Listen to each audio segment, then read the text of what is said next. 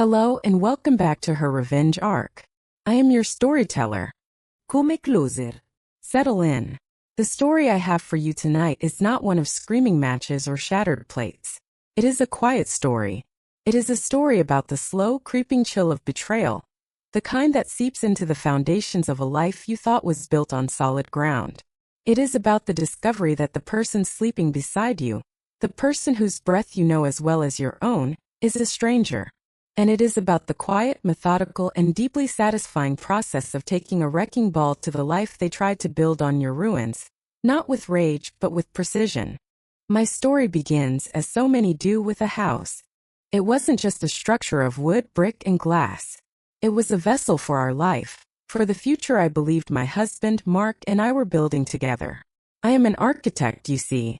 I understand the language of structures, the importance of a solid foundation, the way every beam and joist must work in concert to hold the weight of what is placed upon it. Our house, a century-old Victorian we had painstakingly restored, was my masterpiece, both professionally and personally. I remember the day we first saw it.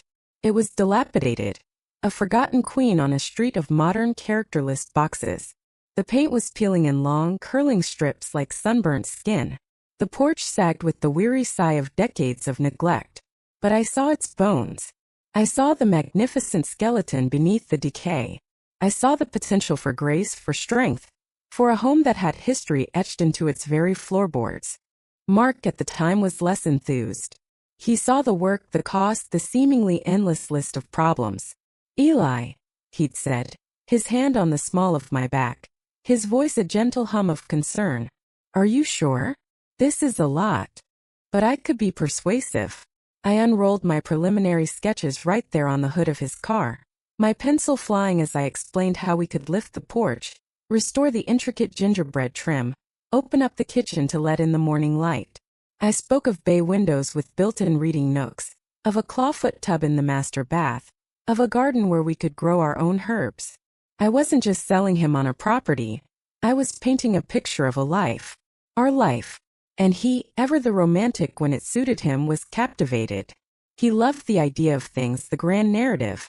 The tedious, meticulous work required to achieve it was always my domain. The restoration took 2 years. 2 years of my life poured into every detail. I chose the exact shade of slate blue for the exterior, a color that would shift with the changing light of the day. I spent weeks sourcing reclaimed heart pine for the floors, ensuring they matched the original wood in the untouched attic. I designed the custom cabinetry in the kitchen myself, measuring and remeasuring to ensure a perfect, seamless fit. My hands were often raw, stained with paint or varnish, my nights filled with studying historical building codes. Mark was supportive in his way. He was the big picture guy.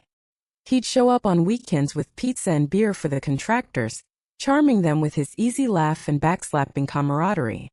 He'd stand in the middle of a dust-filled room, wave his arm expansively and say, "This is going to be incredible, Eli. Absolutely incredible. You're a genius."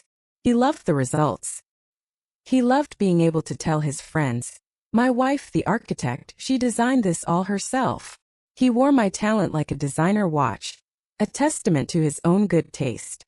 And I, fool that I was, mistook his pride in the product for a shared investment in the process.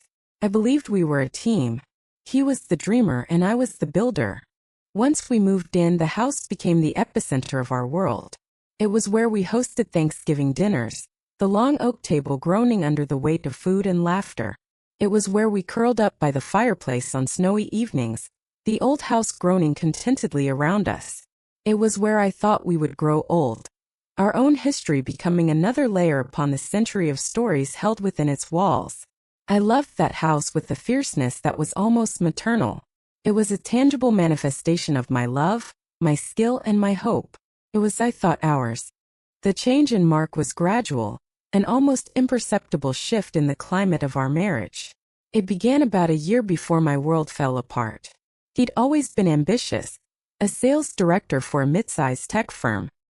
He was good at his job, charismatic and driven, but he was becoming restless. The promotions weren't coming fast enough. The commission checks, while substantial, never seemed to satisfy a growing hunger in him. He started talking about legacy.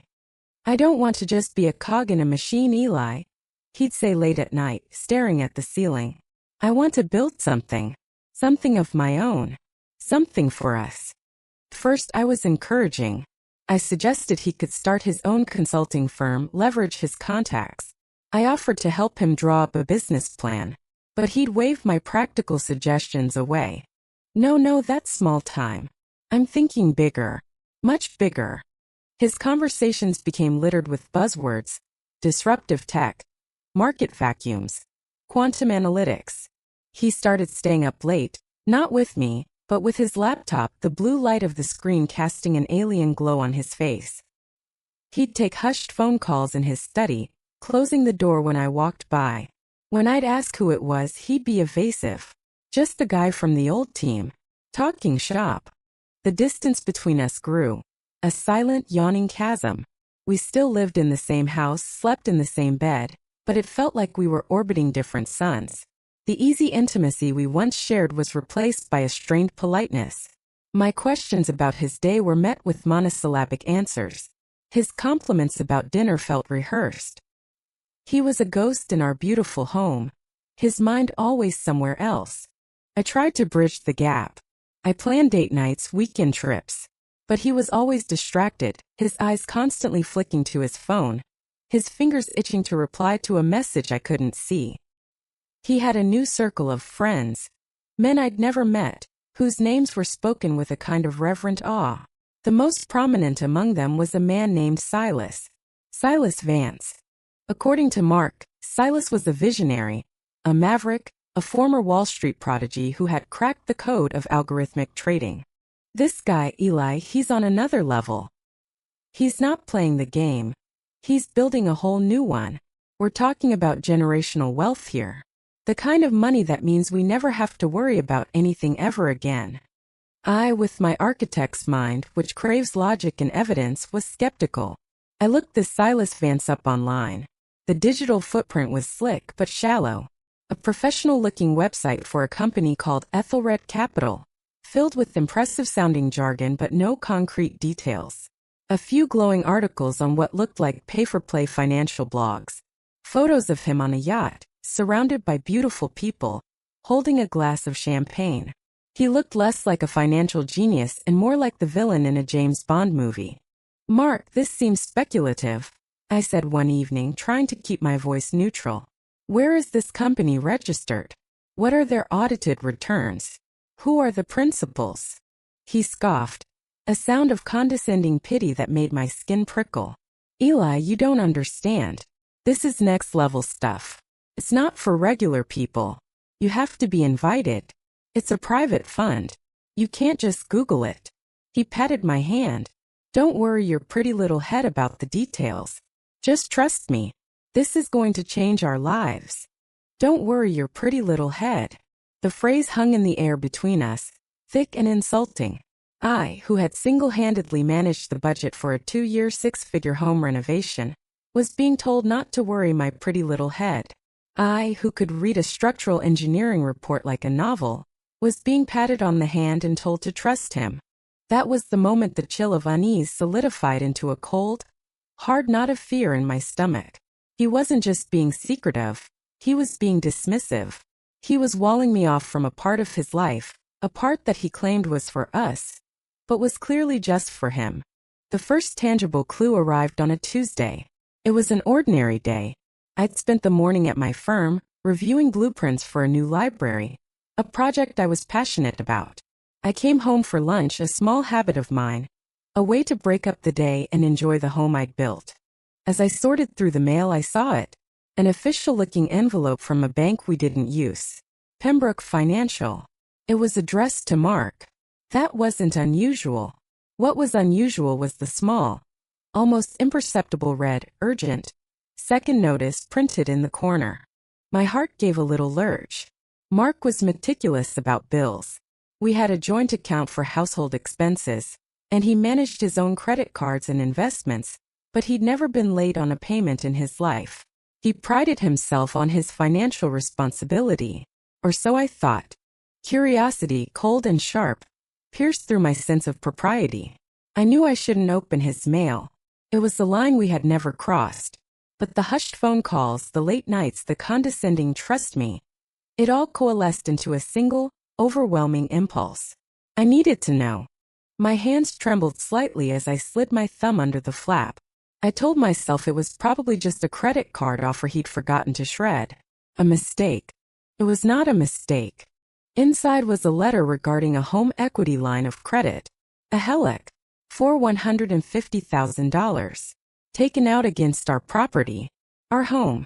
The home I had poured my soul into. The air left my lungs in a silent whoosh. I had to sit down on the bottom step of the grand staircase I had so lovingly restored. The words on the page swam before my eyes, but they were cruelly clear. The loan was recent, taken out 3 months prior. The letter was a second warning for a missed interest payment. But the most damning, the most soul-crushing detail was at the bottom of the second page. There, on the signature line of the loan agreement copy, were 2 names. Mark R. Davies and Ilara M. Davies. My name. I stared at it, at the looping in, the sharp architectural. It was a good forgery. It was a very, very good forgery. It was the signature of someone who had seen me sign my name 1,000 times on birthday cards, on checks, on contracts. It was the signature of someone who had studied me. I felt a strange sense of detachment, as if I were floating above my own body, watching a woman in a gray dress sit on a staircase, holding a piece of paper that was, in effect, a demolition order for her life. There was no screaming. No tears. Just a profound, hollow silence. The house, my beautiful, strong house, suddenly felt fragile, as if it were made of glass. He had taken our foundation, the very thing that was meant to be our security, and gambled it away. Without my knowledge. By faking my consent. He had taken a hammer to the very bedrock of our marriage. He had mortgaged our past and our future. For what? For a dream peddled by a man on a yacht named Silas. I sat there for a long time, the letter clutched in my hand. The house was silent around me, the afternoon sun slanting through the stained glass window on the landing, casting jewels of colored light on the polished floor. It was beautiful. And it was a lie. All of it. The cozy dinners, the shared laughter, the quiet evenings. It was all a performance, and I was the only one who didn't have the script. My mind, the architect's mind, began to work. It bypassed the grief, the rage, the heartbreak. It went straight to analysis, to structure, to problem solving. What do you do when you discover a fatal flaw in a building's foundation? You don't patch it over and hope for the best. You don't ignore it. You expose it. You assess the full extent of the damage. And then you decide whether to reinforce it, or to tear it down and build something new, something stronger on the cleared ground. I folded the letter neatly and tucked it back into the envelope. I placed it on the hall table with the rest of the mail, exactly as I had found it. When Mark came home that evening, I would not confront him. A confrontation would be messy, emotional. It would give him the opportunity to lie, to charm, to gaslight me, to tell me not to worry my pretty little head. No, he had operated in the shadows with secrets and forgeries. I would meet him on his own terms. My investigation would also be silent. It would be meticulous. And it would be absolute. That night, as I lay in bed next to him, I felt his warmth, the familiar rhythm of his breathing. It had once been a comfort. Now it was the breathing of a stranger, a thief. I feigned sleep, my mind whirring, laying out the blueprints for my new project. It was not a project of restoration. It was a project of demolition. My investigation began in the dead of night. I waited until I heard the deep, steady rhythm of Mark's breathing that signaled he was truly asleep. Then I slipped out of bed, a silent wraith in our darkened home. My first destination was his study. The room had once been our shared library, a sanctuary of books and quiet contemplation. Now it was his command center, the door often closed, the air thick with his secrets. His laptop was on the desk, closed. In the past, I would never have dreamed of trying to access it. Now I felt no compunction. Privacy is a privilege of trust, and trust had been shattered. I'd seen him type his password 100 times, his fingers moving in a familiar, unthinking pattern. A combination of our anniversary and his old college football jersey number.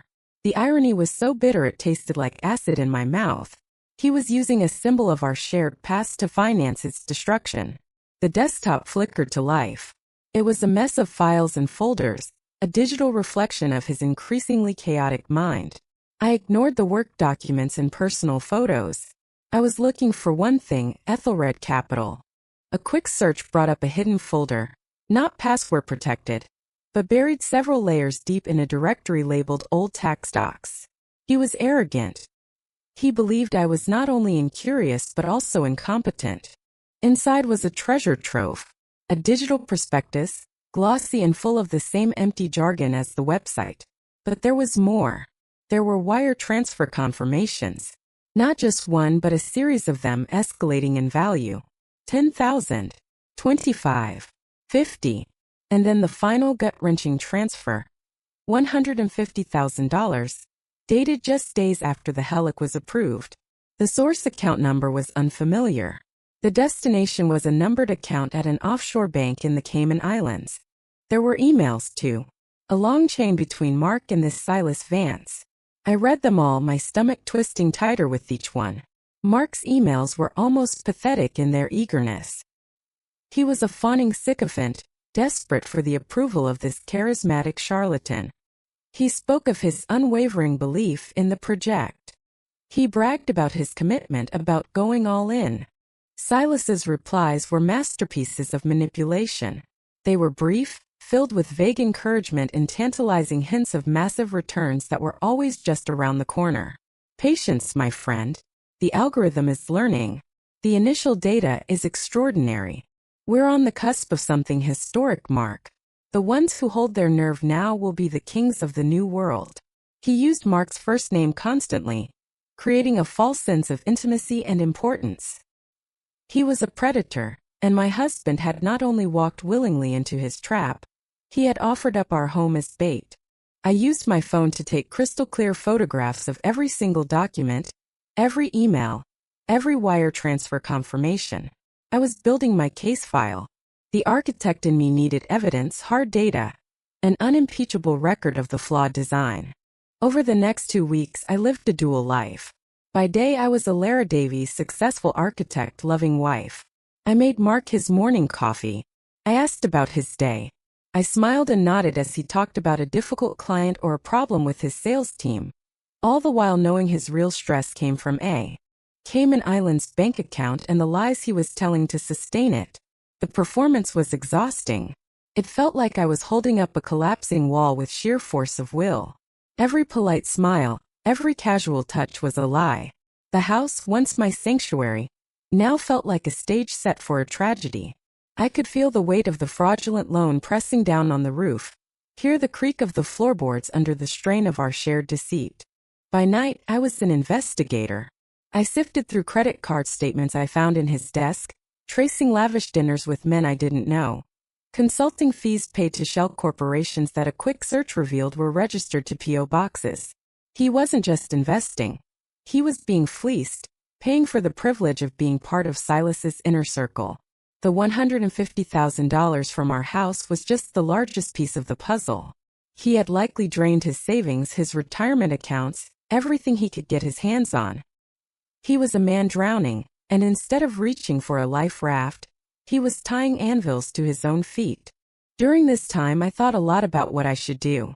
Part of me, a small, foolish, sentimental part that remembered the man I had married, wanted to confront him, to shake him, to show him the evidence and scream, "What have you done?" I imagined the scene. His face crumbling, the tears, the apologies, the promises to fix it. But the architect in me, the cold, logical part that was now in control, knew that would be a mistake. A structure with a compromised foundation cannot be saved with sentiment. His betrayal wasn't a single crack. It was a fundamental design flaw in his character. He had demonstrated a profound lack of respect for me, for our partnership, for the life we had built. He had forged my name. That single act was an erasure of my identity, my agency. He had declared in ink that I was not his partner but his property, an asset to be leveraged. Confronting him would only lead to a battle I didn't want to fight. He would try to charm me, manipulate me, make me feel guilty. He would try to make this my problem to help him solve. I would be dragged down with him, our beautiful home sold off not to save me, but to pay his debts to a con man. No. Justice, I decided, needed to be as clean and precise as a blueprint. It needed to be executed by professionals. There was only one person I could trust. Sarah Jenkins and I had been friends since college. We were an unlikely pair. I was the quiet, studious arts major who spent her weekends in the architecture studio. She was the sharp, witty political science major who captained the debate team and had her sights set on law school, which eventually led her to the FBI and then to a coveted position in the Economic Crimes Division of the local U.S. Attorney's Office. Our friendship was built on a foundation of mutual respect for our differing strengths. I admired her quick mind and unshakable moral compass. She claimed, was fascinated by my ability to create order and beauty out of chaos.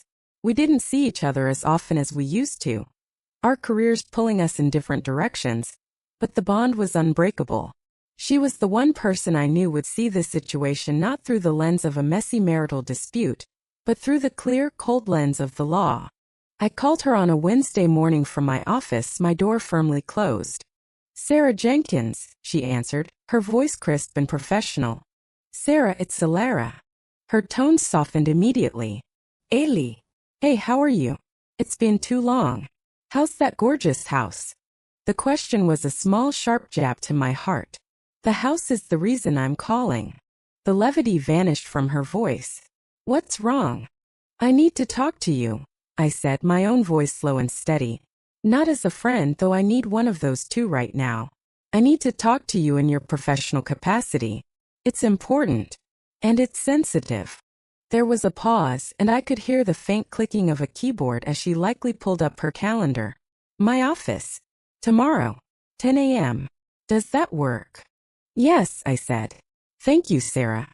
"Eli," she said just before we hung up. "Whatever it is, we'll figure it out." I went home that evening and packed a small, discreet digital portfolio onto a new encrypted USB drive.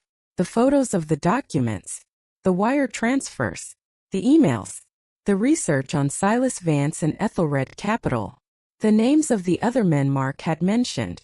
I laid it all out in a logical, chronological order, complete with a summary document I had written myself, detailing the timeline of events.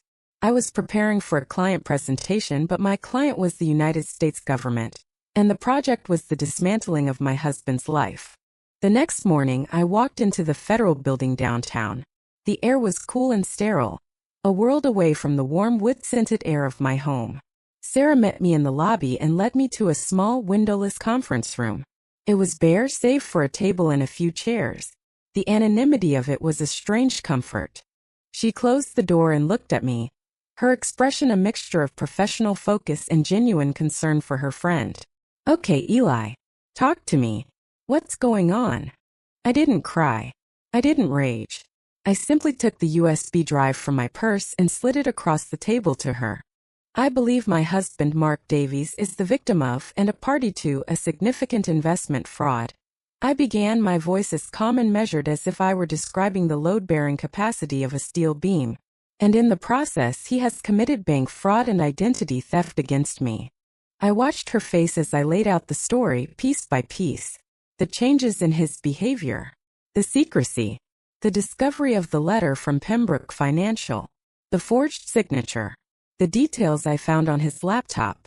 I presented the facts logically, dispassionately, leaving out the heartbreak and focusing on the evidence. I was an architect presenting a structural analysis of a condemned building. Sarah listened without interruption, her eyes fixed on me, her expression growing harder, more focused with every word. When I was finished, she was silent for a full minute. She picked up the USB drive, holding it between her thumb and forefinger as if it were a piece of evidence, which of course it was. "You're sure about the signature, Eli?" she asked quietly. 100% certain it's a forgery?" "I am," I said. "I have copies of my passport, my driver's license, and recent contracts I've signed. My signature is consistent. The one on the loan document is a skilled imitation, but it's not mine." She nodded slowly. "And this Silas Vance, Ethelred Capital." She scribbled the names on a notepad. You have the wire transfer information? The offshore account? It's all on the drive, I said. She finally met my eyes, and the professional mask slipped for just a moment. I saw my friend and she looked devastated for me. Eli am so sorry. I can't even imagine. I'm past the point of sorry, Sarah, I replied, and I was surprised by the truth in my own words. I'm at the point of action. He forged my name on a document that put the single greatest asset we own, the thing I have poured my heart and soul into, at risk. He did it to fund a fantasy peddled by a con man. He didn't just betray me as a wife. He defrauded me as a business partner. This is not a domestic squabble. This is a crime. Several crimes, in fact. A flicker of admiration crossed her face. You're right, she said, her voice firming up again, the prosecutor back in control. That's exactly what this is. She stood up and paced the small room. Okay, here's what happens now. I'm going to take this drive. I'm going to open a preliminary inquiry. We'll look into Ethelred Capital and this Silas Vance character. My guess is your husband isn't his only victim. These guys run a playbook. We'll subpoena the bank records for the offshore account. We'll look into the other investors you mentioned. She stopped and looked at me. This part is important, Eli. You have to go home and act as if nothing has happened. Not a word. Not a hint. We need him to continue to feel secure. We need him to keep communicating with Silas. The more rope he uses, the better for our case. I can do that, I said. The performance of the last 2 weeks had been a dress rehearsal. This will take time, she warned. Weeks, maybe a couple of months. We have to build a case that's ironclad. But we will get him. And we will get this Silas. She paused, then asked the question that I knew was coming. What do you want to see happen to Mark, Eli? I took a deep breath. I thought of the house. I thought of my signature stolen and twisted. I thought of the years of love and trust one had given him, all of it squandered. I want the loan to be declared fraudulent and my name removed from it, I said, my voice quiet but unyielding. I want the house to be secured. It is my home. It is my work. It is mine. As for Mark, he broke the law. He committed a serious felony against me and others. I want him to face the consequences of his actions, whatever those may be. Sarah nodded, a grim understanding in her eyes. Okay, she said. Consider the case open. I walked out of the federal building and back into the sunlight, feeling lighter. The grief was still there, a cold stone in my chest, but it was no longer a paralyzing weight. It was now just a fact. I had taken the chaos he had created and I had given it structure. I had drawn a new blueprint. And now, all I had to do was wait for the demolition to begin. The weeks that followed were the strangest and most difficult of my life. Living with Mark became an exercise in sustained high-level espionage. I was a sleeper agent in my own home, my mission to maintain a perfect facade of normalcy while an invisible state-sanctioned storm gathered on the horizon. Every morning I made coffee. I'd hand him his mug, our fingers brushing, and I'd feel a jolt not of affection but of revulsion. I'd smile and say, "Have a good day at work," knowing that his real work was agonizing over a fraudulent investment, and that my friend was methodically building the case that would destroy him. His anxiety was becoming more palpable. He was losing weight. There were dark circles under his eyes that no amount of sleep could erase. He'd stare at his phone for hours, endlessly scrolling, a tick of desperation developing in his jaw. The confident, charming man I had married was dissolving, replaced by a haunted, brittle stranger. One evening he came into the kitchen while I was preparing dinner. He looked utterly defeated. He leaned against the counter, watching me chop vegetables with a rhythmic, steady hand. "Is everything okay?"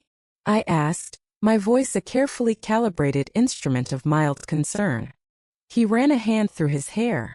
Yeah, just a lot of pressure at work. Big project. It's not going as smoothly as I'd hoped." I knew he wasn't talking about his tech job. He was talking about Silas. The king of the new world was likely demanding more tribute. "You've been under a lot of stress lately," I said, turning to face him, my expression one of wifely sympathy. "Maybe you should take a step back from this side project. It seems to be taking a toll. A flash of the old Mark, the arrogant, dismissive one, reappeared. You don't get it, Eli, he snapped. You can't just take a step back. This is the big league. Takes nerve. It'll all pay off.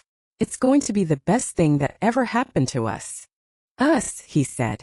The word was a lie, and we both knew it, though for different reasons. I simply nodded and went back to my chopping. The knife hitting the wooden board was a steady final sound. Thump, thump, thump. There was no saving him. He was too far gone, lost in the fantasy of his own greed. My heart, which should have ached for him, felt nothing but a cold, hard sense of resolution. You cannot save a building that is determined to collapse on itself. You can only get out of the way. Sarah gave me occasional cryptic updates. A text message saying, "We found the main server." Or the wire transfers are painting a very clear picture. Each one was a small, satisfying confirmation that the gears of justice were turning, slowly but inexorably. She told me they had identified at least a dozen other investors like Mark, many of whom had lost their life savings. Silas Vance, it turned out, wasn't just a con man. He was a predator on an industrial scale. And Mark, in his desperation to be one of the wolves, had become one of the most valuable sheep. The end came on a Thursday morning in late autumn. The leaves on the old maple tree in our front yard had turned a brilliant fiery red. It was a beautiful, crisp day. Mark was getting ready for work, knotting his tie in the mirror. I was in the kitchen sipping my coffee, the house quiet around us. I saw them first. Two dark sedans, pulling up to the curb with a quiet official finality. They were unmarked, but they didn't need to be. I knew exactly who they were. My heart didn't race. It settled. A strange, profound calm washed over me. The waiting was over. I heard the heavy tread of footsteps on the porch I had restored. Then a firm, authoritative knock on the front door. Mark called from the bedroom, his voice laced with annoyance. "Can you get that, Eli? I'm running late." "Of course, dear," I called back, my voice perfectly even. I walked to the front door, the beautiful heavy oak door I had so carefully stripped and refinished. I took one last look at the hallway, at the morning light on the heart pine floors. I was closing a chapter. I opened the door.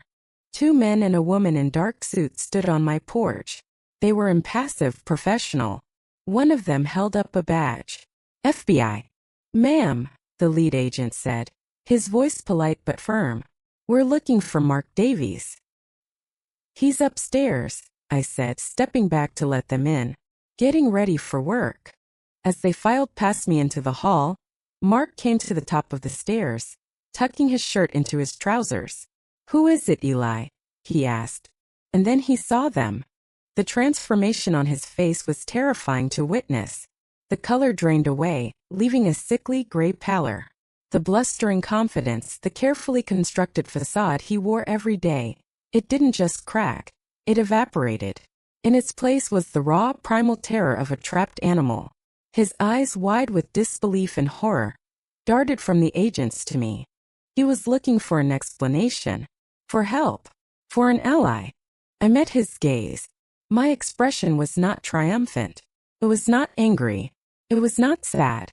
It was, I imagined, completely, utterly blank. I was a neutral observer. I was the architect watching the planned demolition. "Mark Davies?" the agent asked, his voice echoing slightly in the grand entryway. "You need to come with us." What is this?" Mark stammered, his voice a reedy whisper. "There must be some mistake." "There's no mistake," the agent said, already starting up the stairs. "We have a warrant for your arrest. For conspiracy to commit wire fraud and bank fraud." Mark's knees seemed to buckle. He sank down onto the top step, the same step where I had sat and discovered his betrayal. He looked at me again, a desperate, pleading look in his eyes. He finally understood. He didn't know how I had done it, but he knew in that moment that I was the source. His wife, the quiet, detail-oriented woman he had so casually dismissed and defrauded, had brought the full weight of the federal government to their front door. I didn't say a word. I simply watched as they read him his rights, his hands cuffed behind his back. I watched as they led him down the stairs he had so proudly climbed every night. As he passed me, he stopped, his face a contorted mask of rage and despair. "Eli," he hissed, his voice cracking. "How could you?" I looked at him, at the man I had once loved, now a stranger in handcuffs in the hallway of our home. And for the first time in months I spoke the absolute, unvarnished truth. "You forged my name," I said, my voice quiet, but carrying the weight of a death sentence. That was all. I watched them put him in the back of one of the sedans. I watched the cars pull away from the curb and disappear down the street, leaving nothing behind but a swirl of red and yellow leaves. I closed the heavy oak door. The lock clicked into place with a sound of profound finality. The house was silent. It was completely, blessedly silent. I was alone. The performance was over. I leaned my forehead against the cool wood of the door, and I let out a breath I felt like I had been holding for a year. I did not cry. I felt hollowed out. But it was the clean, empty feeling of a space that has been cleared, ready for something new to be built. The aftermath was a slow, methodical process, much like the restoration of the house had been.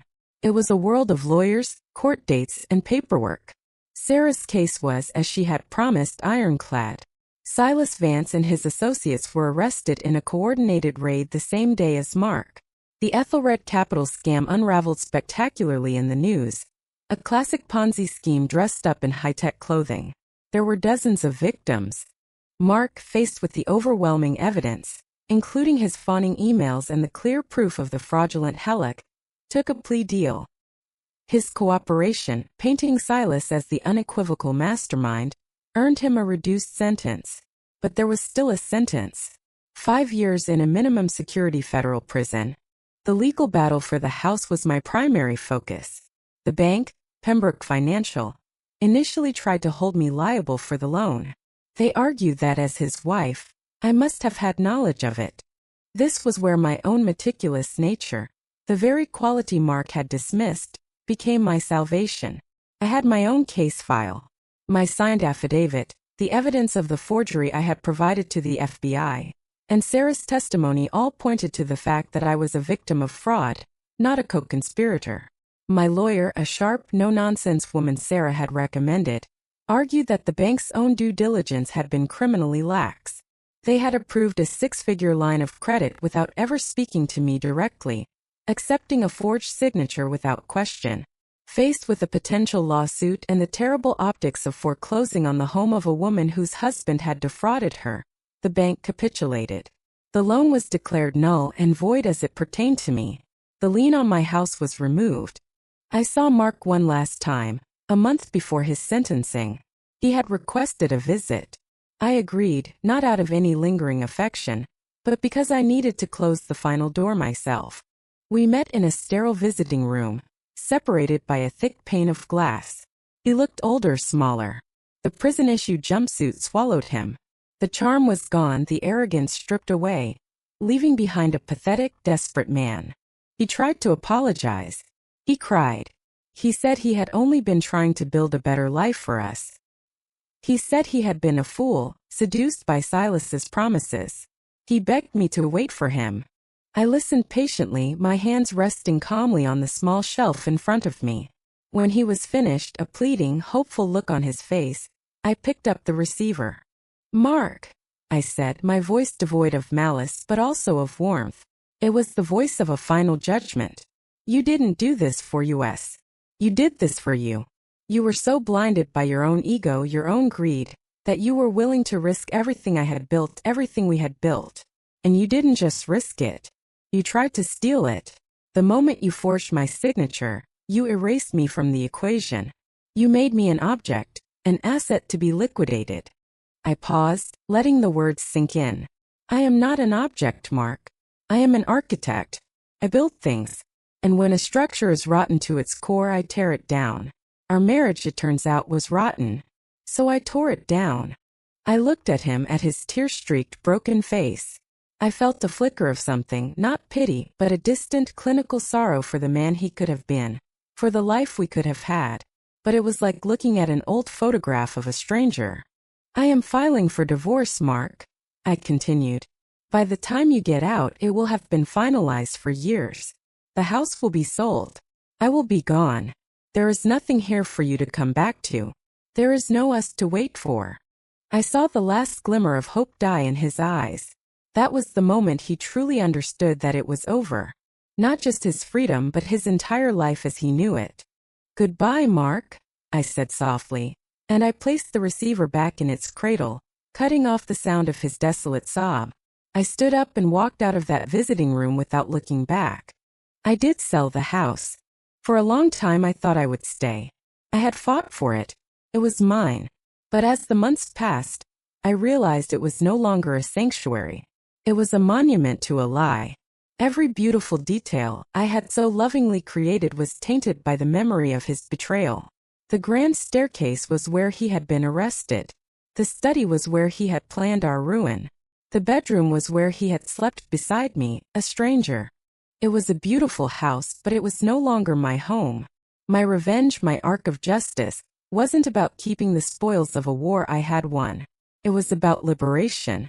I put it on the market and it sold in a week to a young family who fell in love with its bones, just as I had. Watching them, their children chasing each other on the lawn, I felt a sense of peace. The house deserved a new story, a happier one. I bought a small modern apartment downtown, with a balcony that overlooked the city skyline. It was clean, minimalist, and entirely my own. There were no ghosts here. No shared memories to poison the air.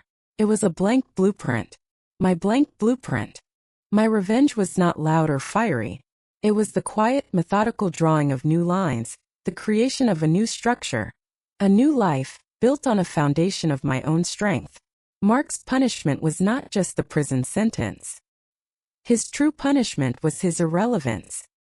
He had tried to make my life a footnote in his grand failed story.